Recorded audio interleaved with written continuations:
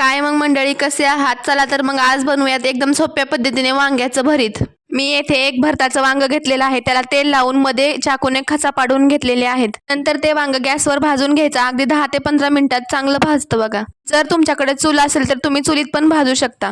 फोडणीसाठी कांदा, टोमॅटो आणि लसणाची पात चिरून घेतलेली आहे। वांग्याची वरची साल काढून वांग मॅशरने मॅश करून घ्यायचं। कढईमध्ये मिरच्या आणि लसूण भाजून त्याची पेस्ट तयार करून घेऊ। नंतर त्याच पेस्ट मध्ये शेंगदाणे टाकून वाटून घेऊ। कढईमध्ये 2 चमचे तेल टाकून जिरी, मोहरी, कढीपत्ता टाकून 2 मिनिटं चांगली कडकडीत फोडणी द्यायची। पुन्हा त्याच्यामध्ये लसणाची पात आणि कांदा टाकून कांदा सोनेरी रंगावर परतून घ्यायचा। कांदा सोनेरी रंगावर यायला लागला की त्याच्यामध्ये टोमॅटो टाकून टोमॅटो ही 2-3 मिनिटं चांगलं परतून घ्यायचं तेल सुटेपर्यंत। नंतर वाटलेलं वाटण टाकून परतून घ्यायचं। नंतर 1 चमचा हळद आणि चवीनुसार मीठ टाकून मिक्स करून घ्यायचं। नंतर त्याच्यामध्ये भाजलेलं वांग टाकून कमी गॅसवर 4 ते 5 मिनिटं शिजवून घ्यायचं। वरून थोडीशी कोथिंबीर टाकायची। तर तयार आहे आपलं सोप्या पद्धतीने वांग्याचं भरीत। व्हिडिओ आवडल्यास लाईक, शेअर, सबस्क्राईब।